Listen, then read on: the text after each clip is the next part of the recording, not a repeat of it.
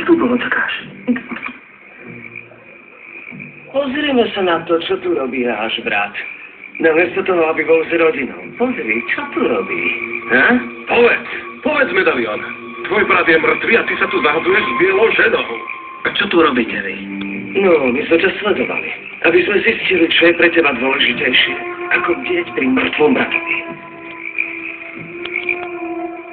Čo tu robíš, ženská? Pozor na reči, Steven. Koľko stálo to srdce? Pýtam sa ťa. Nerozumiem, ako to myslíš? Takže ty tomu nerozumieš? Pozerá, ako vymletá.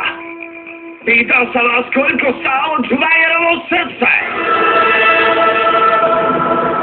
Steven, osprostel si. Neosprostil som, kamarát. A ty hovor, koľko si zaplatila za Gianniho srdce? A kto vzal prachy? Ďal. Vieme, že ste v tom namočení obaja. Priznaj sa, Medalion. Nikto nevzal žiadne peniaze! Ty zdochni. Počuj, ty kretén. S ľudskými orgánmi sa nesmie obchodovať. Zákon to zakazuje. Chod do čerta zo zákonu. Chceš natlačiť tie sprostosti do čerta. Či ti tu brava je nabalený pracháč. Táto gažovka ti vymila mozog a ty si za prachy zabil svojho brata. Veď to priznaj. Elvis, verím, že z teba hovorí bolesť. Čo tu trpeš o bolesti, keď ide o prachy do čerta, Medalion? Pýtam sa ťa, či je to o bolesti, a pýtam sa ťa vážne.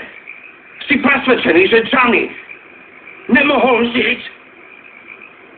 Steven, Gianni mal devastačné poranenia mozgu, nemal nádej.